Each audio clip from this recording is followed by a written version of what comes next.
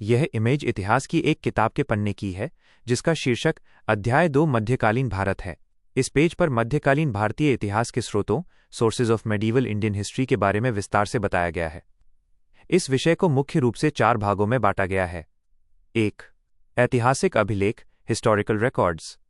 सल्तनत काल, इसमें तारीख़-ए-फ़िरोज़ शाही, तारीख़-ए-मुबारक शाही और ताज-उल-मासिर जैसे प्रमुख ग्रंथ शामिल हैं जो सल्तनत काल को समझने में मदद करते हैं। मुगल काल, इसमें बाबर, हुमायूं गुलबदन बेगम द्वारा रचित हुमायूंनामा और अकबर, अबुल फजल द्वारा रचित आईने अकबरी और अकबरनामा के समय के संस्मरण और सरकारी अभिलेख शामिल हैं। 2. साहित्य लिटरेचर। लोक कथाएं, काव्य और गीत इस काल की सामाजिक और सांस्कृतिक स्थिति को दर्शाते हैं। उदाहरण के लिए मलिक मोहम्मद जायसी की पद्मावत से अलाउद्दीन खिलजी के शासनकाल की घटनाओं की जानकारी मिलती है। 3. विदेशी विवरण फॉरेन अकाउंट्स। मध्यकाल में भारत आए विदेशी यात्रियों के यात्रा वृत्तांत इतिहास जानने का बड़ा जरिया है। इसमें महमूद गजनवी के समय आए अलबरूनी की किताब उल हिंद का खास जिक्र है। इसके अलावा Marco Polo, Ibn Battuta, Niccolo Conti और अब्दुल रज्जाक जैसे यात्रियों के विवरण भी शामिल हैं। 4. मुद्रा कॉइन्स करेंसी। सिक्के और मुद्राएं उस दौर की राजनीतिक और आर्थिक स्थिति को समझने में बहुत मदद करते हैं। इनसे शासकों के साम्राज्य की सीमाओं, उनके शासनकाल, टाइमलाइन और वंशावली डायनेस्टी का पता चलता है। साथ ही देशी और अंतर्राष्ट्रीय व्यापार की भी जानकारी मिलती है। बताइए, इस पेज से जुड़ा आपका क्या सवाल है? क्या आप किसी खास हिस्से को और विस्तार से समझना चाहते हैं या इससे इस पन्ने पर दिए गए पूरे पाठ टेक्स्ट का मुख्य विवरण हिंदी में नीचे दिया गया है ताकि आप इसे आसानी से पढ़ और समझ सकें। अध्याय 2 मध्यकालीन भारत। मध्यकालीन भारतीय इतिहास के स्रोत। मध्यकाल के दौरान भारत में मुख्य रूप से मुस्लिम शासन रहा। इस काल के इतिहास को समझने के लिए हमारे पास मुख्य रूप से 4 स्रोत हैं: ऐतिहासिक अभिलेख, साहित्य, विदेशी विवरण एवं मध्यकालीन मुद्रा। 1. ऐतिहासिक अभिलेख। मध्यकालीन इतिहास को 2 मुख्य भागों में बांटा गया है: सल्तनत काल और मुगल काल। सल्तनत काल के प्रमुख ग्रंथ तारीख़-ए-दाऊदी, तारीख़-ए-फ़िरोज़ शाही, तारीख़-ए-मुबारक शाही, जफ़रनामा, वाक़ियात-ए-मुश्ताक़ी, तारीख़-ए-फ़खरुद्दीन मुबारक शाह, ताज-उल-मासिर आदि। मुगल काल के प्रमुख ग्रंथ तैमूर, बाबर, जौहर बायजीद आदि के संस्मरण, गुलबदन बेगम द्वारा रचित हुमायूंनामा, अबुल फजल द्वारा रचित आईने अकबरी और अकबरनामा। इसके अलावा तारीख़-ए-फ़रिश्ता, गुलशने इब्राहिम, आलमगीरनामा आदि। धार्मिक व राजनीतिक कानून, फ़िक्र-ए-फ़िरोज़ शाही, नागरिक एवं धार्मिक कानूनों का संकलन, फ़तवा जहांदारी व आदाब अल-मुल्क। 2. साहित्य। लोक कथाएं, काव्य, गीत और व्यावहारिक कलाएं इस श्रेणी में आती हैं। इल्तुतमिश के काल की रचना मोहम्मद औफ़ी कृत जवामी उल हिकायत। अलाउद्दीन खिलजी के काल की रचना मलिक मोहम्मद जायसी कृत पद्मावत। सूफियों के संबंध में जानकारी हमदानी कृत ज़ख़ीरत उल मुलुक। खान पान और सौंदर्य प्रसाधन की जानकारी नियामत खाना-ए नासिर शाही। 3. विदेशी विवरण। विभिन्न विदेशी यात्रियों के यात्रा वृत्तांत से मध्यकाल के समाज, संस्कृति और व्यापार की जानकारी मिलती है। अलबरूनी महमूद गजनवी के समय भारत आया। इसकी प्रसिद्ध पुस्तक का नाम किताब उल हिंद है। अन्य प्रमुख यात्री 13वीं सदी से Marco Polo, Ibn Battuta, Niccolo de Conti, Abdul Razzaq, Athanasius Nikitin. यूरोपीय यात्री 16वीं सदी Barbosa, Ralph Fitch, Tavernier Bernier आदि। 4. मुद्रा सिक्के। सिक्कों से उस दौर की राजनीतिक एवं आर्थिक स्थिति का पता चलता है। तुगलक के सिक्कों से उसके शासनकाल और साम्राज्य की सीमा की जानकारी मिलती है। प्रांतीय शासकों के सिक्कों से उनके शासनकाल और वंशावली डायनेस्टी का निर्धारण होता है। क्या आप इस पाठ से जुड़े किसी खास सवाल की तैयारी कर रहे हैं या आपको इसके किसी शब्द का अर्थ समझना है?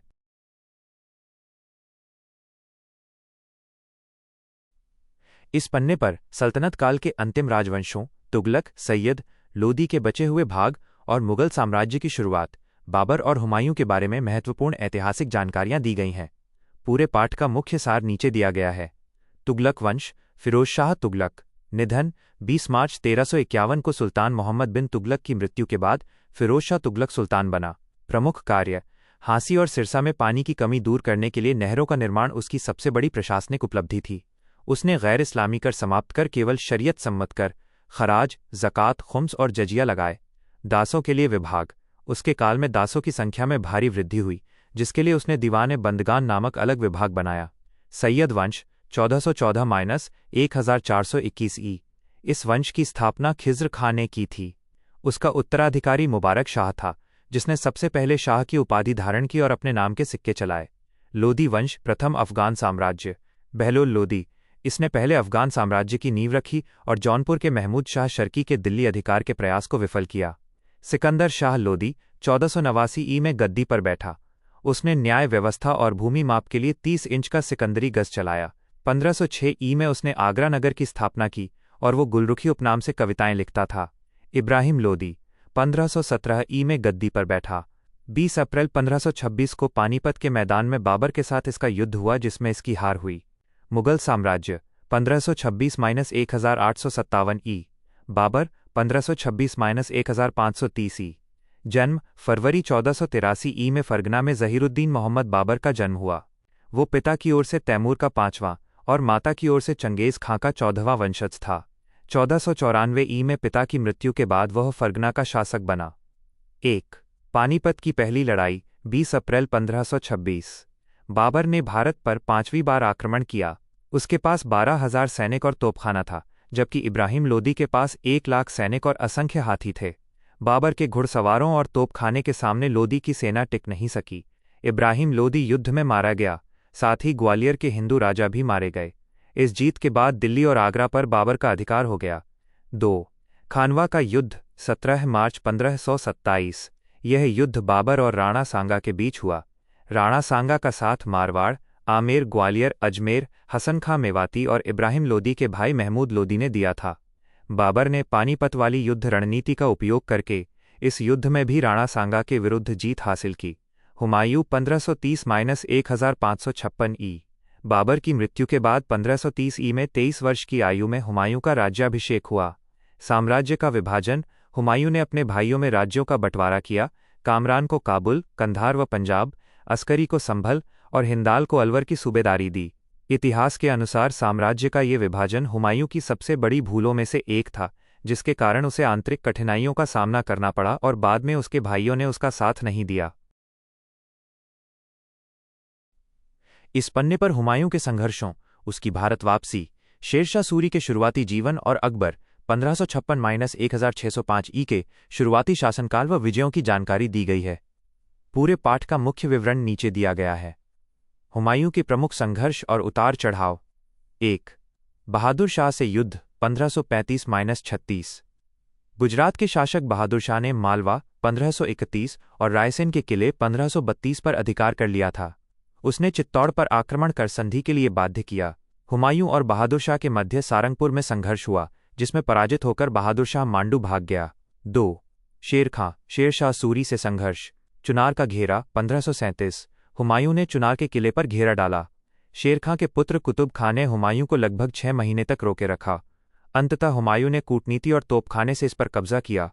इस बीच शेर खां ने बंगाल अभियान कर गौड़ का खजाना रोहतास किले में छिपा दिया। चौसा का युद्ध 26 जून 1539। हुमायूं और शेर खां की सेनाओं के बीच गंगा नदी के उत्तरी तट पर चौसा नामक स्थान पर युद्ध हुआ। मुगल सेना की भारी तबाही हुई। हुमायूं ने एक भिश्ती किश्ती का सहारा लेकर गंगा नदी पार की और अपनी जान बचाई। बिलग्राम कन्नौज की लड़ाई 1540 ई। इस युद्ध में हुमायूं के साथ उसके भाई हिंदाल और अस्करी भी थे, फिर भी उनकी हार हुई। शेर खां ने आसानी से आगरा और दिल्ली पर कब्जा कर लिया और राजसत्ता फिर से अफगानों के हाथ में आ गई। हुमायूं सिंध चला गया और वहां 15 वर्ष तक घुमक्कड़ों जैसा निर्वासित जीवन बिताया। 3. हुमायूं द्वारा पुनः राज्य की प्राप्ति। शेरशाह की मृत्यु के बाद हुमायूं ने कंधार और काबुल पर अधिकार किया। शेरशाह के पुत्र इस्लाम शाह की मृत्यु के बाद उसे भारत पर अधिकार करने का दोबारा मौका मिला। 1554 में उसने लाहौर पर कब्जा किया। मच्छीवार का युद्ध 1555 ई।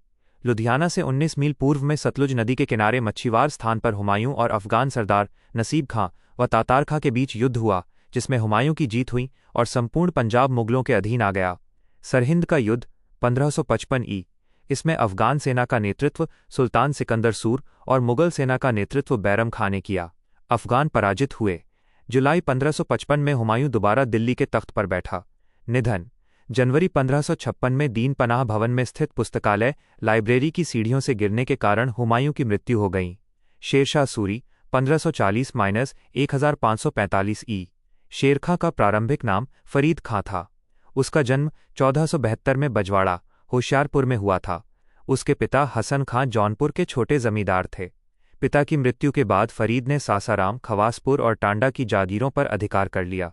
बाद में इन जागीरों को लेकर उसका अपने सौतेले भाई सुलेमान से विवाद हुआ। अकबर 1556-1605 ई। अकबर एक साम्राज्यवादी शासक था जिसने अपनी नीति, सूझबूझ और सैनिक योग्यता से शत्रुओं पर काबू पाया और भारत के एक बहुत बड़े भाग को मुगल साम्राज्य में मिलाया। दिल्ली और आगरा की विजय 1556 ई। 1556 ई में हुमायूं की मृत्यु के समय अकबर के पास पंजाब का केवल एक छोटा सा भाग था। पानीपत की दूसरी लड़ाई 1556 ई। अकबर ने अपने संरक्षक बैराम खां की सहायता से पानीपत के दूसरे युद्ध में हेमू को पराजित किया और दिल्ली व आगरा पर अपना अधिकार जमा लिया। इसके बाद अकबर ने एक एक करके ग्वालियर, अजमेर, जौनपुर, मालवा, आंबर, बिहार, बंगाल, काबुल, कश्मीर, सिंध तथा उड़ीसा पर विजय प्राप्त कर उन्हें साम्राज्य में मिलाया। इतिहास के इन पन्नों के संक्षेप के बाद क्या आप इस कालखंड पीरियड से जुड़ा कोई विशिष्ट प्रश्न या बहुविकल्पीय प्रश्न MCQ हल करना चाहते हैं? इस पन्ने पर मुगल शासक जहांगीर 1605-1627 ई और शाहजहां 1627-1658 ई के शासनकाल की प्रमुख सैन्य विजयों, उनके समय के विद्रोहों और दक्षिण भारत के अभियानों, बीजापुर और गोलकुंडा की विजय सहित का विस्तृत विवरण दिया गया है। पूरे पाठ का मुख्य सार नीचे दिया गया है। जहांगीर 1605-1627 ई। जहांगीर ने मुख्य रूप से उन प्रदेशों को जीतने पर बल दिया जिन्हें अकबर पूरी तरह नहीं जीत पाया था। 1. प्रमुख सैन्य अभियान और विजय। कंधार 1606-1607 ई। जहांगीर ने फारसियों से भारत का सिंहद्वार कहे जाने वाले व्यापारिक और सैनिक दृष्टि से महत्वपूर्ण प्रांत कंधार को जीता। मेवाड़ से युद्ध। राणा प्रताप की मृत्यु के बाद उनके उत्तराधिकारी अमर सिंह मेवाड़ की गद्दी पर बैठे। अकबर की मृत्यु के बाद जहांगीर मेवाड़ को जीतने में सफल रहा। दक्षिण की विजय। अहमदनगर। दक्षिण विजय में सबसे बड़ी रुकावट अहमदनगर का पराक्रमी वजीर मलिक अंबर था। नूरजहां की सलाह पर 1616 ई में जहांगीर ने शाहजादा खुर्रम शाहजहां को दक्षिण अभियान पर शाह सुल्तान की उपाधि देकर भेजा। खुर्रम की शक्ति से भयभीत होकर मलिक अंबर बिना युद्ध किए संधि के लिए सहमत हो गया। कांगड़ा विजय 1620 ई। शाहजादा खुर्रम के प्रतिनिधित्व में राजा विक्रमजीत ने कांगड़ा के किले पर अधिकार कर लिया। 2. कंधार की हार और शाहजहां का विद्रोह। कंधार की हार 1622 ई। 1621 ई में शाह अब्बास ने विशाल सेना के साथ कंधार पर आक्रमण किया और जून 1622 ई में उस पर अधिकार कर लिया। शाहजहां का विद्रोह 1623-1625 ई। शाहजहां खुर्रम को लगा कि नूरजहां उसका प्रभाव कम करना चाहती है, इसलिए उसने जहांगीर द्वारा कंधार दुर्ग पर आक्रमण करने के आदेश की अवहेलना करते हुए 1623 ई में दक्कन में विद्रोह कर दिया। नूरजहां ने इस विद्रोह को दबाने के लिए महावत खां को शाहजादा परवेज के नेतृत्व में भेजा, जिन्होंने विद्रोह को कुचल दिया। 1625 ई तक शाहजहां ने आत्मसमर्पण कर दिया और उसे क्षमा मिल गई। 3. जीवन का अंत और विदेशी यात्री। मृत्यु। अक्टूबर 1627 ई में भीमवार नामक स्थान पर जहांगीर की मृत्यु हो गई। उसे शहादरा में रावी नदी के किनारे दफनाया गया। विदेशी यात्री। जहांगीर के दरबार में William Hawkins, William Finch, sir Thomas Roe और एडवर्ड टैरी जैसे यूरोपीय यात्री आए थे। पुत्र। जहांगीर के 5 पुत्र थे: खुसरो, परवेज, खुर्रम, शाहजहां, शहरयार और जहांदार। शाहजहां 1627-1658 ई। शाहजहां के काल में दक्षिण भारत में मुगल साम्राज्य का काफी विस्तार हुआ। 1. दक्कन नीति और अहमदनगर। अहमदनगर जनवरी 1631 ई में शाहजहां ने दक्षिण की बागडोर महावत खां को सौंपी। 1633 ई में महावत खां ने दौलताबाद के किले को घेरकर 3.5 महीने के संघर्ष के बाद अपने अधिकार में कर लिया। शाहजहां की दक्कन नीति को काफी सफल माना जाता है, क्योंकि उसके शासनकाल में गोलकुंडा, बीजापुर और अहमदनगर ने मुगल आधिपत्य को स्वीकार कर लिया था। 2. बीजापुर और गोलकुंडा के अभियान। बीजापुर अभियान। गोलकुंडा के बाद औरंगजेब शाहजहां के काल में दक्कन का सूबेदार का ध्यान बीजापुर की ओर गया, जहां आदिल शाह द्वितीय शासन कर रहा था। औरंगजेब ने उस पर आदिल शाही वंश का न होने का आरोप लगाया और मीर जुमला के सहयोग से बीटर के किले पर आक्रमण किया। 27 दिन के संघर्ष के बाद उसे सफलता मिली। इसी समय औरंगजेब ने शिवाजी के विरुद्ध भी सैनिक टुकड़ी भेजी, जिससे परास्त होकर शिवाजी ने मुगलों की अधीनता स्वीकार की। बाद के घटनाक्रम। औरंगजेब के समय पूर्ण विजय। पेज के निचले हिस्से में औरंगजेब के स्वतंत्र शासक बनने के बाद की 2 बड़ी विजयों का भी उल्लेख है। बीजापुर की विजय 1686 ई। औरंगजेब के सेनापति जयसिंह बहादुर खां आदि पहले असफल रहे, इसलिए 1686 ई में औरंगजेब स्वयं बीजापुर पहुंचा। वहां के शासक सिकंदर आदिल को हार माननी पड़ी। उसे पेंशन देकर बीजापुर राज्य को मुगल साम्राज्य में मिला लिया गया। गोलकुंडा की विजय 1687 ई। 1686 ई में गोलकुंडा के सुल्तान अबुल हसन की पराजय हुई और उसे दौलताबाद जेल भेज दिया गया। 1687 ई में गोलकुंडा को पूरी तरह मुगल साम्राज्य में मिला लिया गया। क्या आप इस भाग से संबंधित किसी विशेष घटना या शासक की नीतियों के बारे में कुछ और विस्तार से जानना चाहते हैं? इस पन्ने पर औरंगजेब और मराठों के बीच संघर्ष तथा औरंगजेब की मृत्यु के बाद के उत्तरकालीन मुगल सम्राटों लेटर मुगल एम्परर्स का संक्षिप्त इतिहास दिया गया है। पूरे पाठ का मुख्य विवरण नीचे दिया गया है। औरंगजेब और मराठे। शुरुआती संघर्ष 1686 ई तक औरंगजेब उत्तर भारत में व्यस्त रहा, इसलिए उसने मराठों की शक्ति को रोकने का काम अपने सेनापतियों शाइस्ता खां, राजा जयसिंह आदि को सौंपा। पुणे पर धावा 1663 ई। शाइस्ता खां ने 1663 ई में पुणे पर अधिकार कर लिया था, लेकिन छत्रपति शिवाजी महाराज ने रात को अपने 400 सैनिकों के साथ पुणे में प्रवेश कर सोई हुई मुगल सेना पर अचानक हमला कर दिया। शाइस्ता खां अपनी जान बचाकर भागा, लेकिन उसका पुत्र इस मुठभेड़ में मारा गया।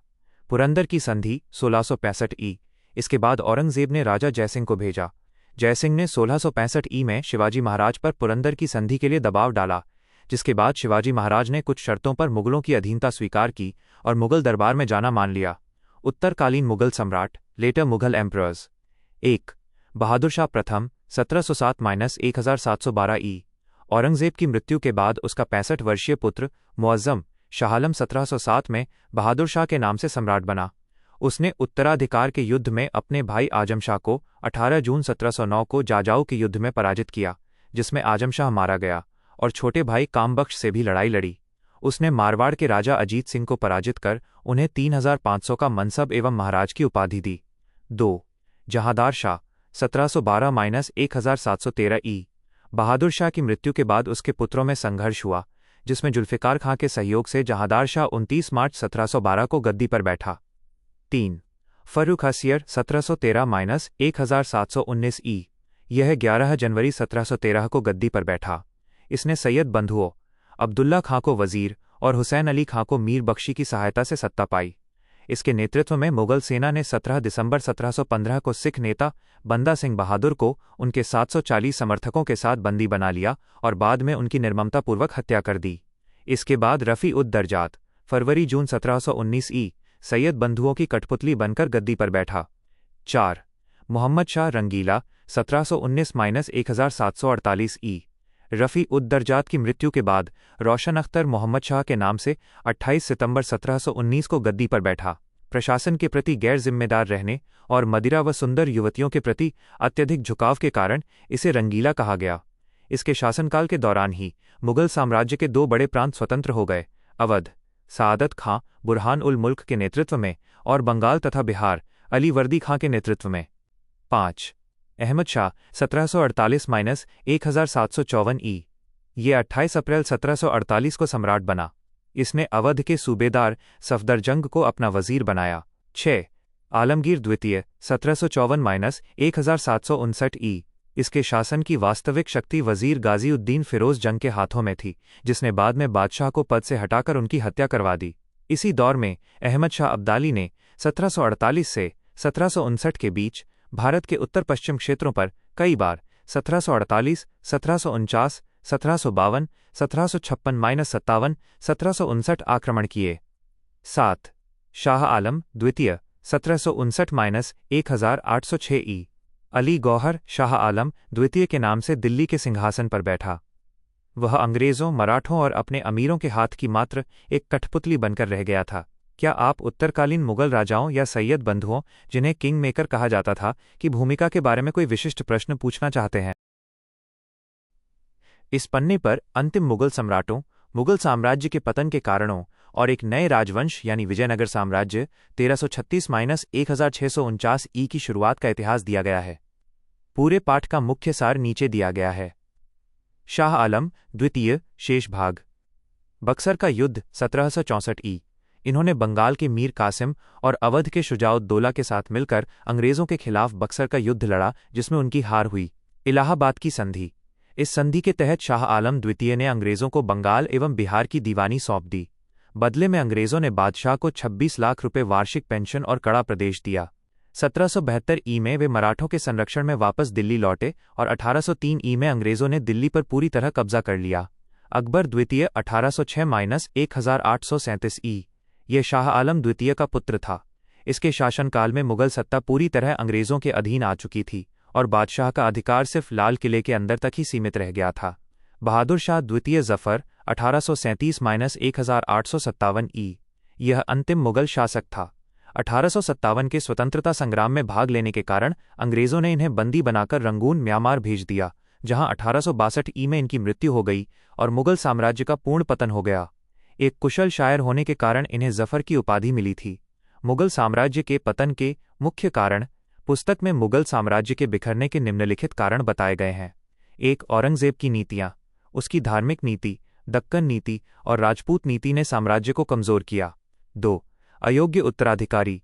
औरंगजेब के बाद कोई भी शासक इतना सक्षम नहीं था जो पूरे साम्राज्य को संभाल सके। 3. दरबारी गुटबंदी और कुलीन वर्ग का पतन। अमीरों और मंत्रियों में निरंतर चापलूसी, युद्ध के प्रति घृणा और आपसी गुटबाजी बढ़ गई थी। 4. अन्य कारण।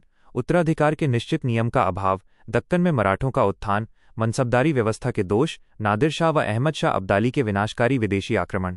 विजयनगर राज्य 1336-1649 ई। विजयनगर साम्राज्य की स्थापना हरिहर और बुक्का नामक 2 भाइयों ने की थी। वे पहले वारंगल के काकतियों के सामंत थे और बाद में काम्पिली राज्य में मंत्री बने। संगम वंश 1336-1485 ई। हरिहर प्रथम 1336-1356 ई। ये संगम वंश का प्रथम शासक था। इसने अनेगौंदी के स्थान पर विजयनगर को अपनी नई राजधानी बनाया। इसने होयसल राज्य को अपने राज्य में मिलाया तथा मदुरा पर विजय प्राप्त की। बुक्का प्रथम 1356-1377 ई। हरिहर का उत्तराधिकारी और उसका भाई बुक्का प्रथम गद्दी पर बैठा, जिसने मदुरा को पूरी तरह अपने साम्राज्य में शामिल किया। हरिहर द्वितीय 1377-1406 ई। इसने महाराजाधिराज की उपाधि धारण की। इसने कनारा, मैसूर, त्रिचनापल्ली और कांची आदि प्रदेशों को जीता तथा बहमनी सुल्तानों को कई आक्रमणों में परास्त किया। देवराय प्रथम 1406-1422 ई। इन्हें अपने शासनकाल में बहमनी सुल्तान फिरोज शाह के आक्रमणों और आंतरिक विद्रोहों का सामना करना पड़ा। इन्हीं के समय इटली का प्रसिद्ध यात्री निकोलो कॉन्टी विजयनगर की यात्रा पर आया था। देवराय द्वितीय 1422-1446 ई। ये इस वंश के सबसे महान शासकों में से एक था। इसने आंध्र में कौंडविदु का दमन कर अपने साम्राज्य की सीमा कृष्णा नदी तक बढ़ा दी। इस पन्ने पर विजयनगर साम्राज्य के संगम वंश के अंतिम शासकों सालुव वंश और तुलुव वंश, विशेषकर राजा कृष्णदेव राय के इतिहास की महत्वपूर्ण जानकारियां दी गई हैं। पूरे पाठ का मुख्य विवरण नीचे दिया गया है। संगम वंश के अंतिम शासक शेष भाग। देवराय द्वितीय का काल। इनके दरबार में तेलुगु कवि श्रीनाथ कुछ समय तक रहे और फारसी राजदूत अब्दुल रज्जाक इन्हीं के समय विजयनगर आया था। मल्लिकार्जुन 1446-1465 ई। इनके समय में उड़ीसा एवं बहमनी के आक्रमण के कारण विजयनगर ने कोंडविदु एवं उदयगिरी के किले खो दिए। विरूपाक्ष द्वितीय 1465-1485 ई। ये संगम वंश का अंतिम शासक था। इसके शासनकाल में विजयनगर के हाथ से गोवा, कोंकण और उत्तरी कर्नाटक के कुछ भाग निकल गए। इन परिस्थितियों का फायदा उठाकर सालुव नरसिंह के सेनानायक ने राजमहल पर कब्जा कर लिया। सालुव वंश 1485-1505 ई।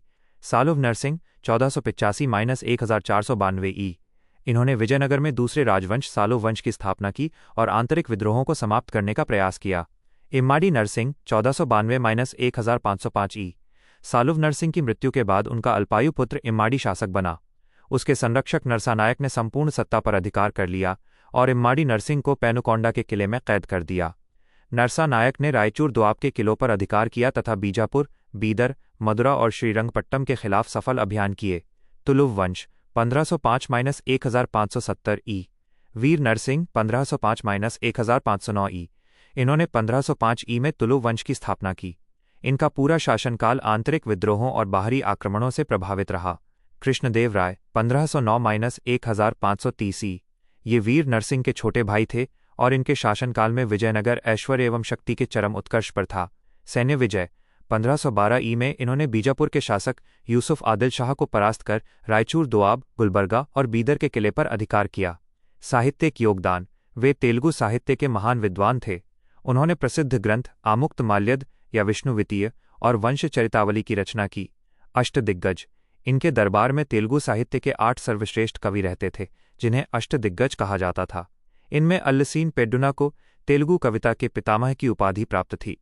8वें दरबारी कवि तेनालीराम कृष्ण ने पांडुरंग महात्म्य की रचना की थी, जिसकी गणना 5 महाकाव्यों में होती है। स्थापत्य: इन्होंने हजारा एवं विट्ठल स्वामी नामक प्रसिद्ध मंदिरों का निर्माण करवाया। 1530 ई में इनकी मृत्यु हो गई। अच्युतदेव राय 1530-1542 ई। इन्हें कृष्णदेव राय ने अपना उत्तराधिकारी मनोनीत किया था। इन्होंने बीजापुर के शासक इमाइल आदिल खान से रायचूर एवं मुदगल के किले छीने और गजपति शासक व गोलकुंडा के सुल्तान को पराजित किया। सदाशिव 1542-1570 ई। ये मात्र नाम मात्र का शासक था, वास्तविक शक्ति रामराय के हाथों में थी। रामराय ने विजयनगर की परंपरा के विपरीत पड़ोसी मुस्लिम राज्यों की आंतरिक राजनीति में हस्तक्षेप किया, जो अंततः हानिकारक सिद्ध हुआ। उसने कभी अहमदनगर तो कभी बीजापुर के विरुद्ध गुटबाजी और संधियां की, लेकिन उसकी ये नीति असफल रही। क्या आप राजा कृष्णदेव राय के सांस्कृतिक योगदानों या अष्टदिग्गज कवियों के बारे में कुछ और विस्तार से जानना चाहते हैं?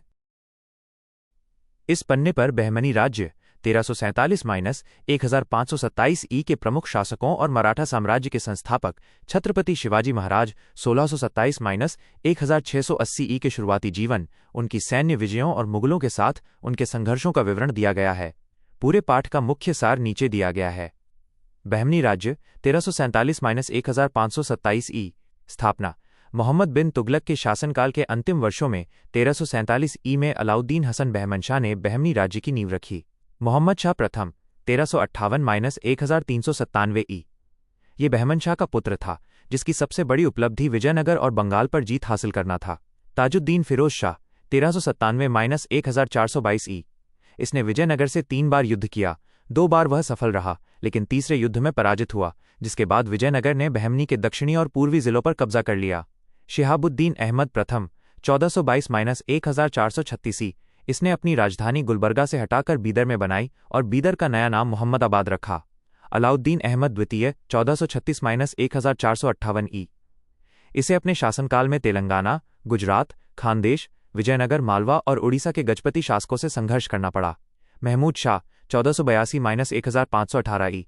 ये एक अयोग्य शासक था, जिसके समय में बहमनी राज्य सिकुड़कर केवल राजधानी के आसपास तक ही सीमित रह गया। मराठा साम्राज्य छत्रपति शिवाजी महाराज 1627-1680 ई। 1. प्रारंभिक जीवन और जन्म: शिवाजी महाराज का जन्म 20 अप्रैल 1627 ई को पूना के उत्तर में स्थित जुन्नार नगर के पास शिवनेर किले में हुआ था। वे भोंसले वंश के शाहजी भोंसले और उनकी पहली पत्नी जीजाबाई के पुत्र थे। शाहजी अपनी दूसरी पत्नी तुकाबाई मोहिते के साथ रहते थे, इसलिए जीजाबाई ने शिवाजी के साथ अपना अधिकांश समय एक परित्यक्ता, अकेली नारी की तरह बिताया। 2. प्रारंभिक सैन्य अभियान और किलेबंदी: तोरण का किला 1644 ई। शिवाजी ने अपने सैन्य अभियान की शुरुआत करते हुए सबसे पहले बीजापुर के तोरण पहाड़ी किले पर विजय प्राप्त की। इस किले की लूट से मिले धन से उन्होंने 5 मील दूर राजगढ़ नाम के एक नए किले का निर्माण कराया। स्वतंत्रता 1647 ई। उनके संरक्षक अभिभावक दादाजी कोंडदेव की मृत्यु के बाद शिवाजी पूरी तरह स्वतंत्र हो गए और अपने पिता की जागीर पर नियंत्रण कर लिया। अन्य किलों पर विजय: 1648 ई में उन्होंने कूटनीति से पुरंदर का किला नीलोजी नीलकंठ से छीना। इसके बाद 25 जनवरी 1656 ई को मराठा सरदार चंद्रराव मोरे से सामरिक रूप से बेहद महत्वपूर्ण जावली का किला छीन लिया। राजधानी: अप्रैल 1656 ई में शिवाजी महाराज ने रायगढ़ को अपनी राजधानी बनाया। 3. बीजापुर और मुगलों से संघर्ष: बीजापुर से टकराव: शिवाजी ने बीजापुर के सुल्तान से कोंकण, कोल्हापुर और पन्हाला के किले छीन लिए और भारी खजाने व युद्ध सामग्री के साथ जनवरी 1660 ही में वापस रायगढ़ आए। मुगलों शाइस्ता खां से संघर्ष: 1663 ई। औरंगजेब ने दक्षिण में मराठों को दबाने के लिए अपने मामा शाइस्ता खां को भेजा। शाइस्ता खां ने पूना में डेरा डाला था। 15 अप्रैल 1663 की रात को शिवाजी ने अपने 400 बहादुर सैनिकों के साथ शाइस्ता खां के शिविर पर अचानक धावा बोल दिया। इस हमले में मुगल सेना की भारी क्षति हुई। शाइस्ता खां का पुत्र और एक सेनापति मारे गए और शाइस्ता खां खुद जान बचाकर भागा। 4. आगरा यात्रा 1666 ई। मुगलों की ओर से सुरक्षा का पूरा आश्वासन मिलने के बाद शिवाजी महाराज आगरा के दरबार में औरंगजेब से मिलने के लिए तैयार हुए। वे 9 मई को। यहाँ इस पन्ने का पाठ समाप्त हो जाता है। क्या आप शिवाजी महाराज की इस आगरा यात्रा और वहां से उनके चतुराई से निकलने की ऐतिहासिक घटना एस्केपेड के बारे में विस्तार से जानना चाहते हैं? इस पन्ने पर छत्रपति शिवाजी महाराज की आगरा यात्रा आगे का घटनाक्रम और उसके बाद मराठा साम्राज्य में पेशवाओं के अधीन मराठों के उत्कर्ष, rise of Marathas under Peshwas का विस्तृत इतिहास दिया गया है। पूरे पाठ का मुख्य सार नीचे दिया गया है। शिवाजी महाराज की आगरा से मुक्ति, शेष भाग, कैद और फरारी। 1666 ई में शिवाजी महाराज अपने पुत्र संभाजी और 4000 सैनिकों के साथ मुगल दरबार में उपस्थित हुए, लेकिन उचित सम्मान न मिलने पर उन्होंने औरंगजेब को विश्वासघाती कहा। इसके बाद उन्हें जयपुर भवन में कैद कर दिया गया। वहां से वे 13 अगस्त 1666 ई को चकमा देकर फरार हो गए और 22 सितंबर 1666 ई को वापस रायगढ़ पहुंचे। किले दोबारा जीतना। 1670 ई में उन्होंने पुरंदर की संधि का उल्लंघन करते हुए मुगलों को दिए 23 किलों में से अधिकांश को फिर से जीत लिया। तानाजी मालसुरे द्वारा जीते गए कोंडाना किले का नाम बदलकर शिवाजी ने सिंहगढ़ रखा, जो सबसे महत्वपूर्ण किला था। पेशवाओं के अधीन मराठों का उत्कर्ष। 1. बालाजी विश्वनाथ 1713-1720 ई। यह कोंकण के चित्तपावन वंश के ब्राह्मण थे, जो अपनी बुद्धि के लिए प्रसिद्ध थे। साहू जी ने इन्हें 1713 ई में अपना पेशवा बनाया। मुगल मराठा संधि 1719 ई। सैयद बंधुओं की पहल पर इन्होंने मुगल सम्राट से एक बड़ी संधि की, जिसे इतिहासकार सर रिचर्ड टेम्पल ने मराठा साम्राज्य का मैग्ना कार्टा कहा है। इस संधि के तहत मुगलों ने मराठों को स्वराज्य के प्रदेश सौंपे, दक्षिण के 6 प्रांतों से चौथ और सरदेशमुखी वसूलने का अधिकार दिया, और बदले में मराठों ने 15,000 सैनिकों से मुगलों की मदद करना तथा शाहू जी के परिवार को मुगल कैद से छुड़ाना तय किया। 2 अप्रैल 1720 ई को इनका देहांत हो गया। 2. बाजीराव प्रथम 1720-1740 ई। बालाजी विश्वनाथ की मृत्यु के बाद उनके बड़े पुत्र बाजीराव प्रथम अगले पेशवा बने। इन्हें लड़ाकू पेशवा भी कहा जाता है। हिंदू पद पातशाही। ये विस्तारवादी नीति के थे और इन्होंने हिंदू पद पातशाही के आदर्श को फैलाने का प्रयास किया। पालखेड़ा का युद्ध 1728 ई। इन्होंने दक्कन के निजाम उल मुल्क को पालखेड़ा के निकट हराकर मुंशी शिवगांव की संधि के लिए मजबूर किया। सैन्य विजय। इन्होंने गुजरात, मालवा और बुंदेलखंड पर मराठा आधिपत्य स्थापित किया। 29 मार्च 1737 ई को इन्होंने दिल्ली पर धावा बोल दिया, जिससे भयभीत होकर मुगल सम्राट मोहम्मद शाह दिल्ली छोड़ने के लिए तैयार हो गया था। गोरिल्ला युद्ध। शिवाजी महाराज के बाद बाजीराव प्रथम ही ऐसे मराठा सेनापति थे जिन्होंने गोरिल्ला युद्ध प्रणाली, छापामार युद्ध को बड़े पैमाने पर अपनाया। 28 अप्रैल 1740 ई को नर्मदा नदी के किनारे इनकी मृत्यु हो गई। 3. बालाजी बाजीराव 1740-1761 ई। बाजीराव प्रथम की मृत्यु के बाद शाहू जी ने इन्हें पेशवा नियुक्त किया। इनके समय से पेशवा का पद पैतृक हेरेडिटरी बन गया। इन्हें इतिहास में नाना साहब के नाम से भी जाना जाता है। संगोला की संधि 1750 ई। इस संधि के बाद छत्रपति केवल नाममात्र के राजा रह गए और साम्राज्य के सारे अधिकार पूरी तरह पेशवा के हाथों में सुरक्षित हो गए। इन्होंने मराठा शक्ति का विस्तार उत्तर और दक्षिण भारत दोनों ओर किया। इन्होंने मालवा और बुंदेलखंड में मराठों के अधिकार को मजबूत रखते हुए तंजौर प्रदेश को भी जीता। क्या आप मुगल मराठा संधि मैग्ना कार्टा की शर्तों या बाजीराव प्रथम की रणनीतियों के बारे में कुछ और विस्तार से चर्चा करना चाहते हैं? इस पन्ने पर पिछले भाग बालाजी बाजीराव की बची हुई 2 मुख्य बातें हैं और उसके बाद मध्यकालीन प्रशासन मेडिवल एडमिनिस्ट्रेशन के अंतर्गत दिल्ली सल्तनत की प्रशासनिक व न्यायिक व्यवस्था का विस्तृत विवरण दिया गया है। पूरे पाठ का मुख्य सार नीचे दिया गया है। बालाजी बाजीराव शेष भाग। झलकी की संधि 1752 ई। बालाजी बाजीराव ने हैदराबाद के निजाम को एक युद्ध में पराजित कर 1752 ई में झलकी की संधि की। मराठा पराजय। इन्हीं के समय अहमद शाह अब्दाली का भारत पर आक्रमण हुआ, जिसमें मराठे बुरी तरह परास्त हुए। पानीपत का तीसरा युद्ध 1761 ई। मध्यकालीन प्रशासन दिल्ली सल्तनत। सल्तनत काल में भारत में एक नई प्रशासनिक व्यवस्था की शुरुआत हुई, जो मुख्य रूप से अरबी फारसी पद्धति और पूर्ण रूप से इस्लामिक धर्म शरीयत पर आधारित थी। 1. केंद्रीय प्रशासन सेंट्रल एडमिनिस्ट्रेशन। सुल्तान केंद्रीय प्रशासन का मुखिया होता था। राज्य की पूरी शक्ति, न्यायपालिका और कार्यपालिका उसी में केंद्रित थी, लेकिन वो शरीयत के अधीन कार्य करता था। सल्तनत काल में उत्तराधिकार का कोई निश्चित नियम नहीं था। कभी कभी शक्ति के प्रयोग बल से भी सिंहासन पर अधिकार किया जाता था। अमीर सभी प्रभावशाली पद अमीरों के अधीन होते थे और उनका सुल्तान पर काफी प्रभाव रहता था। हालांकि बलबन और अलाउद्दीन खिलजी के समय अमीर प्रभावहीन हो गए थे। मंत्रिपरिषद मजलिस-ए खलवत। सुल्तान की सहायता के लिए एक मंत्रिपरिषद होती थी, जिसे मजलिस-ए खलवत कहा जाता था। सुल्तान इसकी सलाह मानने के लिए बाध्य नहीं था। प्रमुख सभाएं कोर्ट्स। मजलिस-ए खास। इसमें मजलिस-ए खलवत की बैठक होती थी। बार-ए खास। यहाँ सुल्तान कुछ खास लोगों, दरबारियों, खानों, अमीरों, मालिकों को बुलाता था। बार-ए आज़म। यहाँ सुल्तान राजकीय कार्यों का अधिकांश भाग पूरा करता था, जहाँ विद्वान, मुल्ला और काजी भी उपस्थित रहते थे। 4. मुख्य प्रशासनिक स्तंभ विभाग। 1. वजीर प्रधानमंत्री। 2. दीवान-ए-अर्ज सैन्य विभाग। 3. दीवान-ए-इंशा पत्राचार विभाग। 4. दीवान-ए-रसालत विदेश धार्मिक विभाग। 2. प्रांतीय एवं स्थानीय प्रशासन। प्रांतीय प्रशासन इक्ता। दिल्ली सल्तनत अनेक प्रांतों में बटा था, जिन्हें इक्ता कहा जाता था। यहाँ का शासन नायब वली या मुफ्ती द्वारा संचालित होता था। स्थानीय प्रशासन शिक और गांव। 14वीं शताब्दी में इक्ताओं को शिकों, जिलों में विभाजित किया गया। एक शहर या 100 गांवों के शासन की देखरेख अमीर सदा नामक अधिकारी करता था। शासन की सबसे छोटी इकाई गांव होती थी, जहां का शासन पंचायतें करती थीं। गांवों में मुकद्दम, मुखिया, पटवारी व कारकुन मुख्य अधिकारी होते थे। 3. न्यायिक व्यवस्था। सल्तनत काल में सुल्तान राज्य का सर्वोच्च न्यायाधीश होता था। पूरी न्याय व्यवस्था इस्लामी कानून, शरीयत, कुरान एवं हदीस पर आधारित थी। मुस्लिम कानून के 4 महत्वपूर्ण स्रोत। 1. कुरान, मुसलमानों का पवित्र ग्रंथ एवं मुस्लिम कानून का मुख्य स्रोत। 2. हदीस, पैगंबर मोहम्मद के कार्यों एवं कथनों का उल्लेख, कुरान से समाधान न होने पर इसका सहारा लिया जाता था। 3. इज्मा, मुस्लिम विधिशास्त्रियों द्वारा व्याख्यायित कानून जिसे अल्लाह की इच्छा माना जाता था। 4. कयास, तर्क के आधार पर विश्लेषित कानून। कानून के प्रकार मुख्यतः प्रचलित। सामान्य कानून, व्यापार आदि से संबंधित कानून जो मुस्लिम और गैर मुस्लिम दोनों पर लागू होते थे। देश का कानून, मुस्लिम शासकों द्वारा शासित देश में प्रचलित स्थानीय नियम कानून।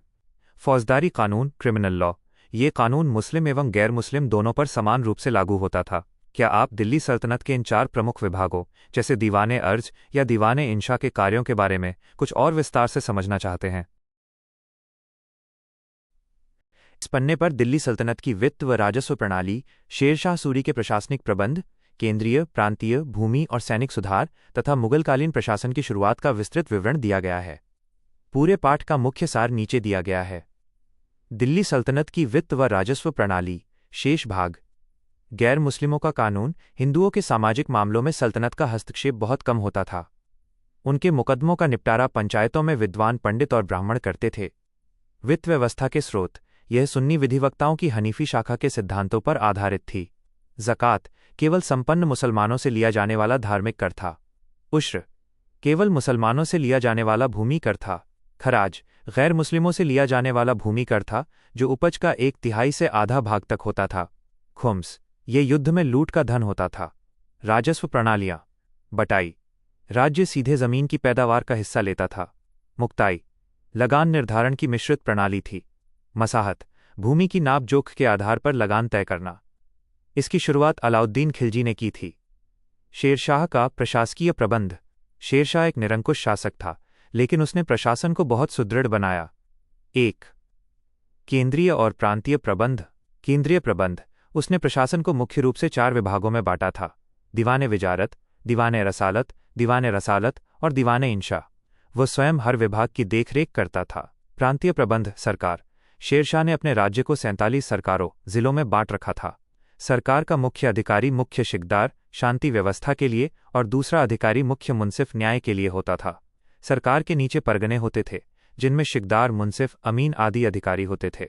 किसी भी अधिकारी को एक स्थान पर अधिक समय तक नहीं रहने दिया जाता था। 2. भूमि संबंधी और सैनिक सुधार। भू राजस्व सुधार। शेरशाह ने कृषि योग्य भूमि की नाप करवाई, जिसके लिए 32 अंगुल का सिकंदरी गज प्रयोग किया गया। 60 सिकंदरी गज लंबे और 60 गज चौड़े भूमि के टुकड़े को 1 बीघा माना गया। भूमि कर उपज का 1/3 से 1/4 भाग तक निश्चित किया गया, जिसे नकद या अनाज दोनों रूपों में दिया जा सकता था। अकाल के समय किसानों को राजकोष से सहायता दी जाती थी। सैनिक सुधार, उसने केंद्रीय सरकार के अधीन एक स्थायी सेना बनाई, जिसमें 1,50,000 पैदल सिपाही, 25,000 घुड़सवार, 5,000 हाथी और तोपखाना शामिल था। सैनिकों की भर्ती वह स्वयं करता था और घोड़ों को दागने व सैनिकों का हुलिया लिखने की प्रथा को फिर से शुरू किया। मुगलकालीन प्रशासन। 1.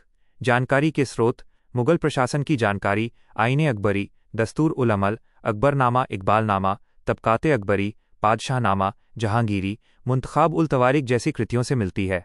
इसके अलावा विदेशी यात्रियों जैसे थॉमस रो, हॉकिंस, बर्नियर, डिलेट एवं टेरी के विवरणों से भी इसकी जानकारी मिलती है। 2. प्रशासन का स्वरूप और मंत्रिपरिषद। स्वरूप।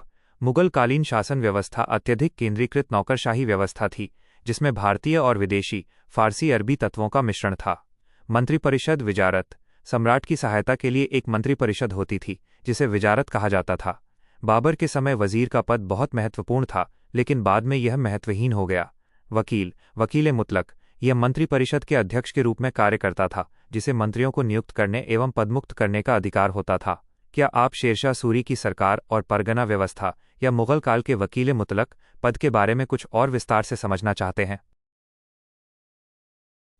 इस पन्ने पर मुगलकालीन केंद्रीय प्रशासन के प्रमुख अधिकारी, प्रांतीय प्रशासन और मुगलकालीन भू राजस्व प्रणाली लैंड रेवेन्यू सिस्टम का विस्तृत विवरण दिया गया है।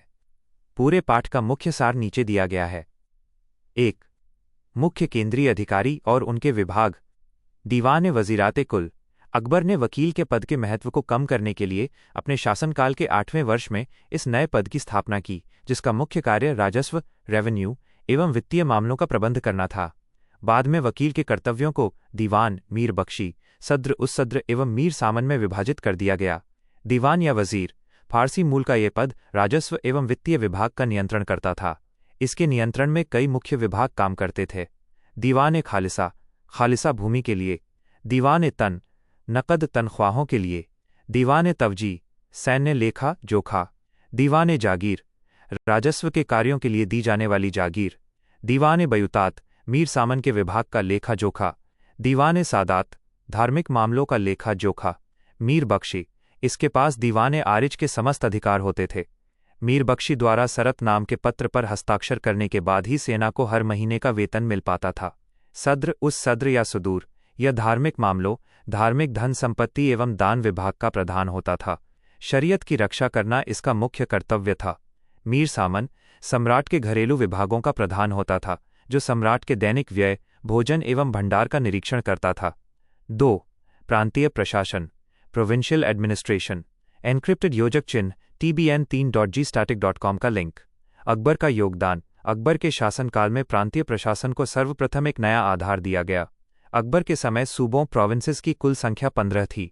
प्रशासनिक विभाजन। मुगल साम्राज्य का विभाजन इस क्रम में था: सूबा राइट एरो सरकार, right arrow Pargana, right arrow जिला, दस्तूर, राइट एरो ग्राम। गांव।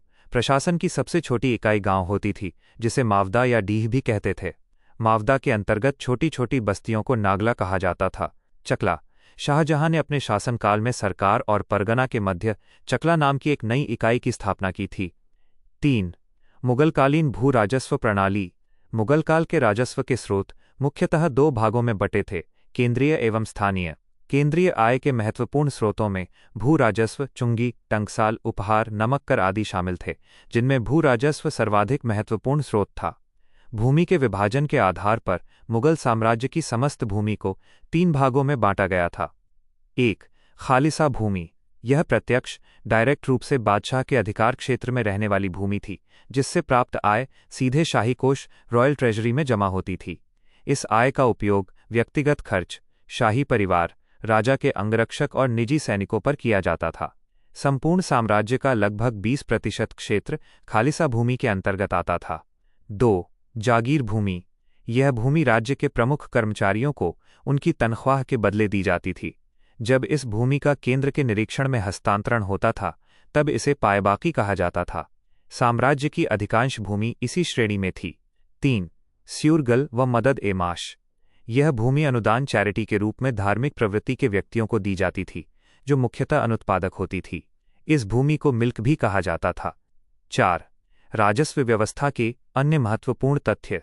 टोडरमल की नियुक्ति। बैरम खां के प्रभाव से मुक्त होने पर अकबर ने भू राजस्व व्यवस्था के पुनः निर्धारण हेतु 1570-71 ई में मुजफ्फर खां, तुर्बाती एवं राजा टोडरमल को अर्थमंत्री, दीवान के पद पर नियुक्त किया था। करोड़ी की नियुक्ति। गुजरात को जीतने के बाद 1573 ई में अकबर ने पूरे उत्तर भारत में करोड़ी नाम के अधिकारियों की नियुक्ति की, जिनका काम अपने क्षेत्र से 1 करोड़ दाम वसूल करना होता था। क्या आप मुगलकालीन जागीरदारी व्यवस्था या राजा टोडरमल की दहसाला प्रणाली के बारे में कुछ और विस्तार से जानना चाहते हैं? इस पन्ने पर अकबर की दहसाला प्रणाली, भूमि का वर्गीकरण, दिल्ली सल्तनत के प्रमुख केंद्रीय विभाग व अधिकारी और सल्तनत काल के कारखानों व कर व्यवस्था, टैक्स सिस्टम का विस्तृत विवरण दिया गया है। पूरे पाठ का मुख्य सार नीचे दिया गया है। 1. अकबर की भू राजस्व व्यवस्था और भूमि का वर्गीकरण। दहसाला प्रणाली 1580 ई। अकबर ने 1580 ई में दहसाला नाम की नई प्रणाली शुरू की। इसके अंतर्गत किसान को भू राजस्व स्थानीय कीमत और स्थानीय उत्पादन के अनुसार देना होता था। इसे टोडरमल बंदोबस्त भी कहा जाता था। मापन में सुधार। अकबर ने अपने शासनकाल के 31वें वर्ष लगभग 1587 ई में भूमि पैमाइश के लिए पुरानी मानक इकाई सन की रस्सी के स्थान पर इलाही गज का प्रयोग शुरू किया। इससे पहले 1570-71 ई में टोडरमल ने खालिसा भूमि पर जब्ती प्रणाली शुरू की थी। इस प्रणाली में भूमि की पैमाइश और खेतों की वास्तविक पैदावार शामिल थी। पैमाइश मेजरमेंट के आधार पर भूमि के 4 भाग। 1. पोलज, इस भूमि पर नियमित रूप से हर साल खेती होती थी। 2. परती, भूमि की उर्वरा शक्ति फर्टिलिटी वापस लाने के लिए इसे 1 या 2 वर्ष तक खाली छोड़ दिया जाता था। 3. छच्छर या चाचर, ऐसी भूमि जिस पर करीब 3 या 4 वर्षों तक खेती नहीं की जाती थी। 4. बंजर, ये सबसे खराब कोटि की भूमि थी जो करीब 5 वर्षों या उससे अधिक समय तक खेती में नहीं लाई जाती थी। 2. दिल्ली सल्तनत के अन्य प्रमुख विभाग और अधिकारी, दीवाने इंशा, ये मंत्री दूसरे राज्यों से पत्र व्यवहार करता था, शाही घोषणाएं तैयार करता था और जासूसों बरीद की नियुक्ति करता था। इसका अध्यक्ष दवीर मुल्क होता था। दीवाने रसालत, यह विदेश मंत्री का पद था। वकील दर, ये शाही महल और सुल्तान की व्यक्तिगत सेवाओं का प्रबंध करता था। अमीर हाजिब या बारबक, ये दरबारी शिष्टाचार के नियमों को लागू करता था और राज दरबार की मर्यादाओं की रक्षा करता था। सरे जांदार, ये सुल्तान के अंगरक्षकों बॉडीगार्ड्स का नायक होता था। अमीर आखुर, यह अश्वशाला घोड़ों के अस्तबल का अध्यक्ष होता था। शाहनाए फील, ये शाही हाथियों के प्रबंध का मुख्य अधिकारी था। अमीर मजलिस, यह आम सभाओं, दावतों और विशेष उत्सवों का प्रबंधक था। 3. कारखाने, फैक्ट्रीज, वर्कशॉप्स, राजदरबार और शाही परिवार की विलासिता व शान शौकत की वस्तुओं की जरूरत पूरा करने के लिए कारखानों का निर्माण किया जाता था, क्योंकि ये वस्तुएं बाजारों में नहीं मिलती थीं। मोहम्मद तुगलक ने एक विशाल वस्त्र निर्माणशाला स्थापित की थी, जहां 400 जुलाहे रेशमी कपड़े बुनते थे। फिरोज शाह तुगलक के काल में 36 कारखाने थे। कारखानों के 2 मुख्य प्रकार थे। रातिबी, ये वे कारखाने थे जिनमें काम करने वालों को निश्चित फिक्स्ड वेतन मिलता था। इसके अंतर्गत पीलखाना, पायगा, शराबखाना, शैयाखाना, शुतुरखाना, समरखाना, अवदारखाना आदि आते थे। गैर रातिबी, इसमें अनिश्चित वेतन पाने वाले कर्मचारी होते थे। इसके अंतर्गत जमादार खाना, अलम खाना, फराश खाना, रिकाब खाना आदि आते थे। 4. सल्तनत काल की कर व न्याय व्यवस्था, टैक्स और लीगल सिस्टम। मुतशर्रिफ, इसके 2 वर्ग थे, धार्मिक और धर्मनिरपेक्ष। ज़कात, ये एक धार्मिक कर था जो संपत्ति का 2.12% 2.5% लिया जाता था तथा घोड़ों पर 4% लगता था। निसाब, ज़कात के अंतर्गत जिनके पास निर्धारित मात्रा से अधिक संपत्ति होती थी, उस न्यूनतम संपत्ति की मात्रा को निसाब कहा जाता था। सदका या उश्र, यह भूमि कर था जो सबसे लिया जाता था। जजिया, यह गैर मुस्लिमों से लिया जाने वाला सैनिक कर था जो 3 वर्गों में बटा था। धनी वर्ग 40 टंका, मध्यम वर्ग 20 टंका और सामान्य वर्ग 10 टंका प्रतिवर्ष प्रति व्यक्ति। महिलाएं, बच्चे, साधु, भिक्षु और पुरोहित इस कर से मुक्त थे। खराज, यह भूमि कर था जो उपज के 1/3 से कम तथा आधा से अधिक नहीं लिया जाता था। भूकर निश्चित करने के 3 आधार थे: क्षेत्रफल, उपज तथा सिंचाई। खुम्स, यह युद्ध की लूट का धन था जिसका सामान्य नियम 1/5 भाग राज्य को देना था, लेकिन अलाउद्दीन खिलजी और मोहम्मद तुगलक ने लूट का 4/5 भाग राज्य के हिस्से में लिया था। बटाई, लगान सुनिश्चित करने की एक प्रणाली थी जो 3 तरह की होती थी। क्या आप अकबर की दहसाला प्रणाली की गणना विधि या सल्तनत काल के इन विभिन्न करों जैसे जजिया और ज़कात के ऐतिहासिक महत्व को और गहराई से समझना चाहते हैं? इस पन्ने पर शिवाजी महाराज के प्रशासन, अष्टप्रधान व्यवस्था, मध्यकालीन आर्थिक व्यवस्था, कृषि उत्पादन, नगरीकरण, उद्योग और व्यापार का विस्तृत विवरण दिया गया है। पूरे पाठ का मुख्य सार नीचे दिया गया है। 1.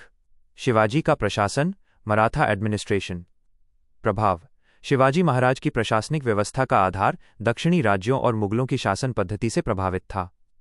स्वरूप, छत्रपति निरंकुश शासक थे और वे ही अंतिम कानून निर्माता, प्रशासकीय प्रधान, सर्वोच्च न्यायाधीश तथा सेनापति थे।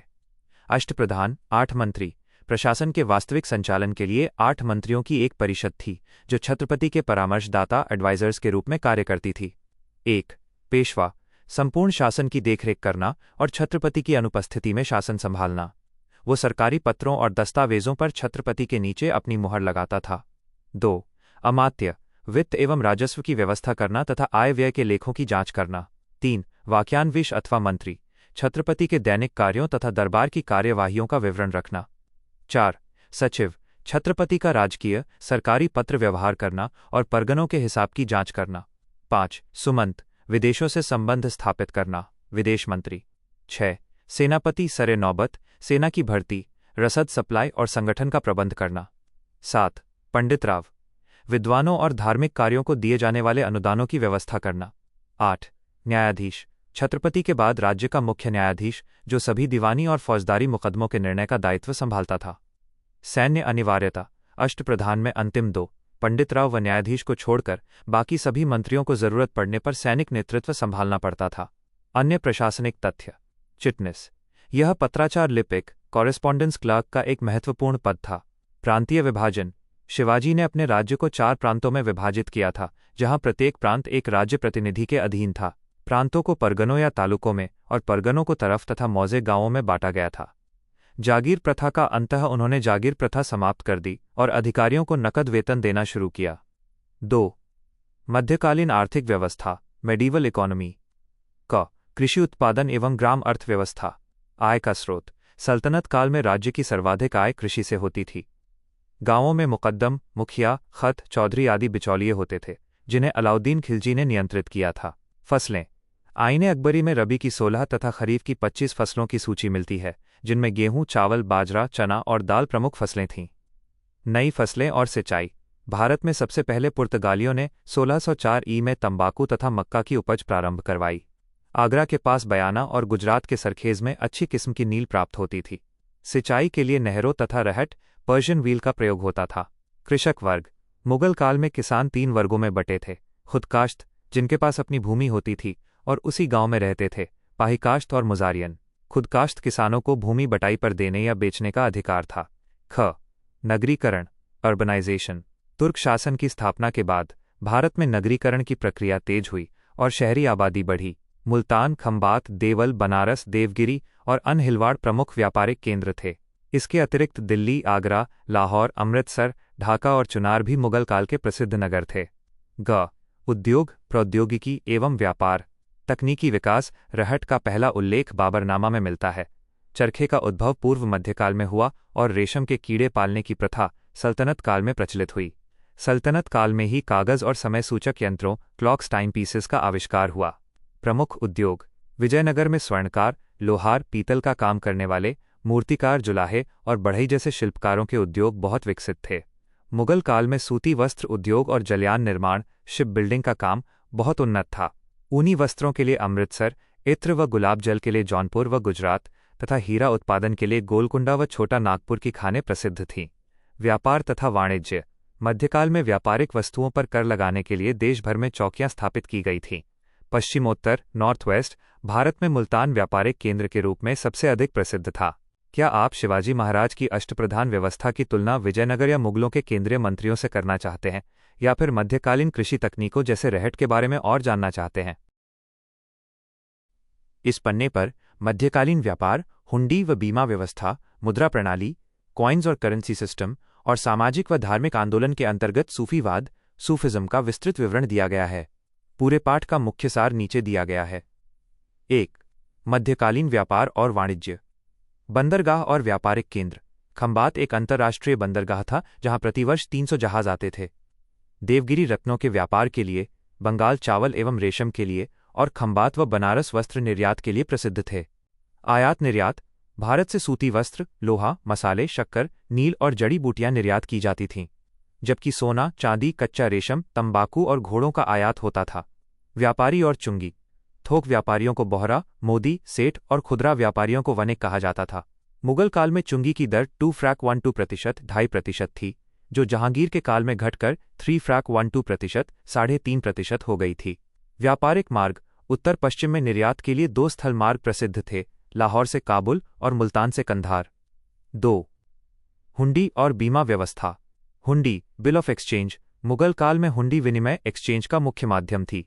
ये एक अल्पकालीन ऋण, शॉर्ट टर्म लोन होता था, जिसे एक निश्चित अवधि के बाद कुछ कटौती करके भुनाया जाता था। इसके द्वारा धन को एक स्थान से दूसरे स्थान पर सुरक्षित भेजा जाता था। सर्राफ, सर्राफ बैंकर्स।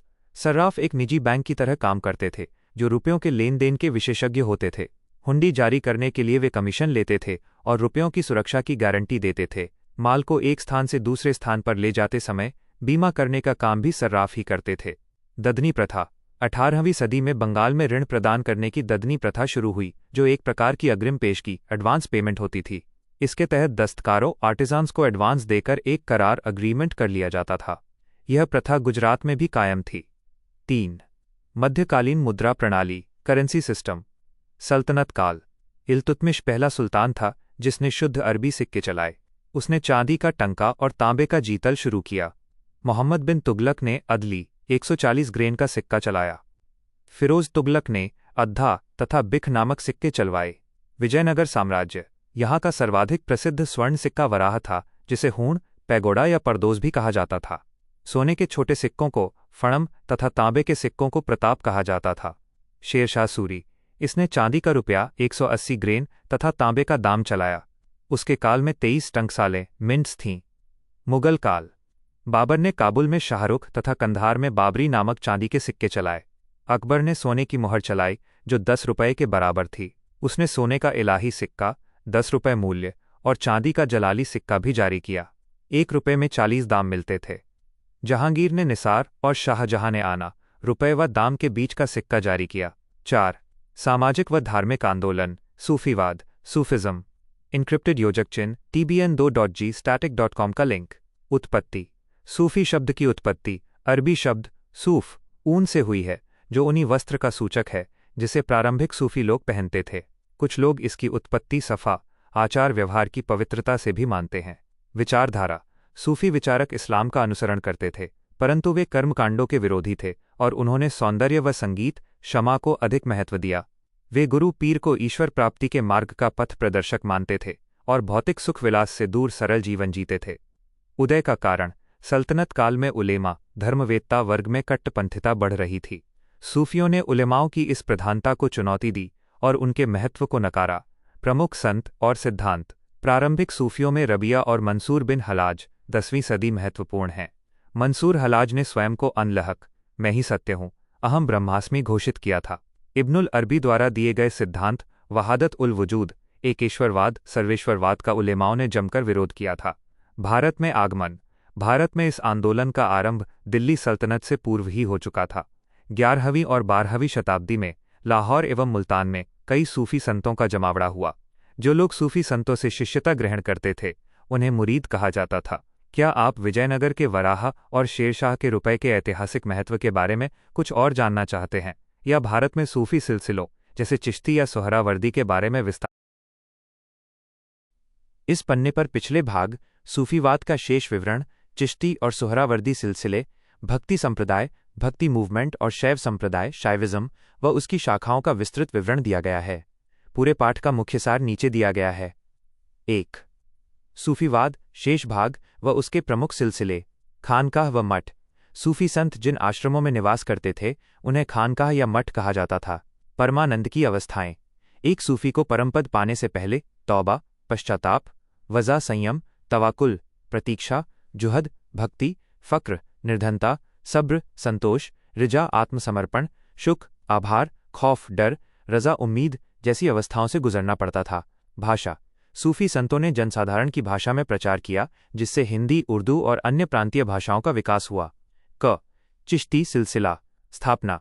बाशरा इस्लामी कानून को मानने वाले सिलसिलों में उत्तर भारत में चिश्ती और सोहरावर्दी सबसे अधिक प्रचलित हुए। भारत में चिश्ती सिलसिले की स्थापना ख्वाजा मुइनुद्दीन चिश्ती ने की, जो 1192 ई में मोहम्मद गोरी के साथ भारत आए थे। वे बाद में अजमेर में बस गए। प्रमुख संत। ख्वाजा मुइनुद्दीन चिश्ती के शिष्य बख्तियार काकी थे और उनके शिष्य फरीद उद्दीन गंजे शकर बाबा फरीद हुए। चिश्ती संतों में सबसे प्रसिद्ध निज़ामुद्दीन औलिया और नसीरुद्दीन चिरागे दिल्ली हुए। विशेषता। ईश्वर की निकटता के एहसास के लिए इन्होंने गीत संगीत की पद्धति अपनाई, जिसे समा कहा जाता है। 14वीं शताब्दी के मध्य में नसीरुद्दीन चिरागे दिल्ली की मृत्यु के बाद ये सिलसिला दिल्ली में उतना प्रभावशाली नहीं रहा। ख. सोहरावर्दी सिलसिला। स्थापना व प्रसार। इस संघ की स्थापना शेख शहाबुद्दीन उमर सोहरावर्दी ने की थी, लेकिन भारत में इसे सुदृढ़ करने का श्रेय बदरुद्दीन ज़कारिया को जाता है। इसके अन्य प्रमुख संत जलालुद्दीन तबरीज़, सैयद सुर्खजोश और बुरहान थे। इसका प्रसार मुख्य रूप से सिंध, गुजरात, बंगाल, हैदराबाद और बीजापुर में हुआ। विशेषता। चिश्ती सिलसिले के विपरीत सोहरावर्दी सिलसिले ने राज्य का संरक्षण स्वीकार किया और भौतिक जीवन का पूर्ण परित्याग नहीं किया। वे राज्य से जागीर और नकद धनराशि के रूप में अनुदान लेते थे। अन्य सिलसिले, इसके अतिरिक्त शत्तारी एवं कादरी सिलसिलों की भी स्थापना हुई। शत्तारी सिलसिले की स्थापना शेख अब्दुल्ला शत्तारी ने की थी और इसका मुख्य केंद्र बिहार था। 2. भक्ति संप्रदाय, भक्ति मूवमेंट, उद्भव व विकास। वास्तविक अर्थों में भक्ति आंदोलन का विकास 7वीं से 12वीं शताब्दी के बीच दक्षिण भारत में हुआ। शैव नैनार और वैष्णव अलवार संतों ने